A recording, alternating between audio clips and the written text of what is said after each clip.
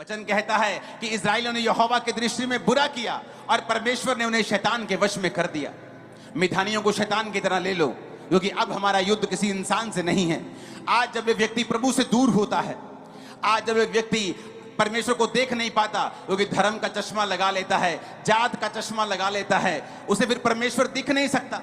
अगर परमेश्वर को देखना है तो अपने आप को संसार से दूर करके अपनी आत्मिक आंखों को खोल के हमें परमेश्वर को देखना पड़ेगा कि परमेश्वर किसी धर्म या जात का नहीं, परमेश्वर मेरा परमेश्वर है जिसने मुझे पैदा किया और वो मुझे छुटकारे में देखना चाहता है। बाइबल कहती है जब इस्राएलियों ने परमेश्वर की दृष्टि में बुरा किया तो उसने उन्हें मिधानियों के वश में कर दिया और वो उनके बीजों के ऊपर हमला करने लगा। जब शैतान आपकी लाइफ में काम करता है, आप सोचते हैं कि ये मैंने 80,000 जमा कर लिया है, अब मैं ये 80,000 से अपने जो कच्चा कमरा है मैं उसको पक्का कर लूंगी, और शैतान आता है एक बीमारी के साथ और आपके 80,000 की बजाय 1,60,000 आपका खा जाता है। आप सोचते हैं ओ मैंने अपने बच्चे के लिए सारा कुछ दे दिया है, मैंने बड़ी मजदूरी की है, मैंने बड़ा काम किया है, मैंने घरों का काम करके, मैंने खेती करके, कैसे भी करके अपने बच्चों को बड़ा किया है, और शैतान आता है और उन्हीं बच्चों को नशे की लत लगा देता है, क्योंकि शैतान हमेशा बीज के ऊपर हमला करता है।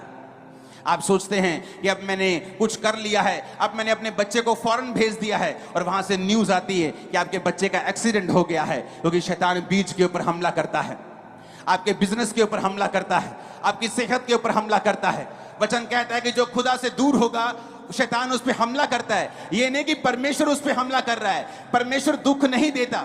आप अपने बच्चों को दुख नहीं देते हैं, आपके बच्चे आपसे दूर भी हो जाए तो आपको दुख नहीं देते, लेकिन आप अपने बच्चों की सुरक्षा नहीं कर पाते जब बच्चे आपसे दूर होते हैं।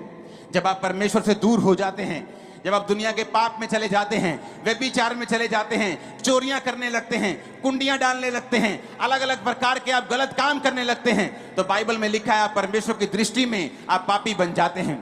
जब आप पापी हो जाते हैं तो शैतान के पास अधिकार होता है कि वो आपके बीजों के ऊपर हमला कर सके और आपके ऊपर अटैक कर सके। लोग बोलते हैं अगर परमेश्वर जिंदा है तो हॉस्पिटलों में लोग मर क्यों रहे हैं? अगर परमेश्वर जिंदा है तो इसका इकलौता बेटा कैसे मर गया? इसके ये भी 3 महीने पहले शादी हुई थी, ये कैसे मर गया? परमेश्वर ने उसे नहीं मारा, शैतान ने उसे मारा है। जब हम प्रभु से दूर होंगे तो परमेश्वर की सुरक्षा फिर हमारे जीवन में काम नहीं करती।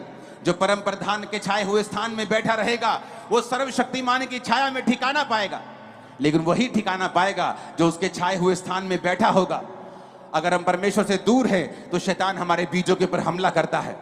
वो नहीं चाहता हमारे बच्चे नशों से आजाद रहें, वो नहीं चाहता हम बीमारियों से आजाद रहें, वो ये चाहता है कि हमेशा हमारे फाइनेंस के ऊपर अटैक होता ही रहे, हम कभी घर ना बनाने पाए, ब्लेसिंग ना लेने पाए, हमारे बच्चे कभी आजाद ना होने पाए, हम बीमारियों से रहित होने, वो कभी नहीं चाहता शैतान। वो चाहता है कि हम फंसे रहें। और बाइबल कहती है परमेश्वर जो प्रेमी परमेश्वर है, जो पिता है, जो आपकी तरह जब एक पिता अपने बच्चे के लिए जान तक देने के लिए आ जाता है, वो परमेश्वर आपके छुटकारे का इंतजाम करता रहता है और वो आपको छुटकारा देना चाहता है, वो आपके बीजों को नष्ट होने से बचाना चाहता है। यशायाह 61 उसकी 1 से 3 आयत के बारे में यीशु मसीह के बारे में लिखा है।